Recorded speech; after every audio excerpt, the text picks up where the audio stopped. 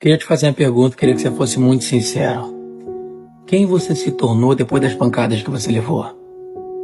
Sim, quem é você depois de toda aquela dor? O que você aprendeu com ela?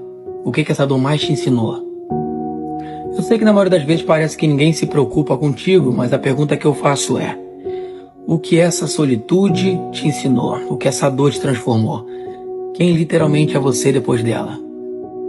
Tem gente que usa a dor para se transformar numa pessoa ruim. Outras usam a dor para se transformar na pessoa melhor.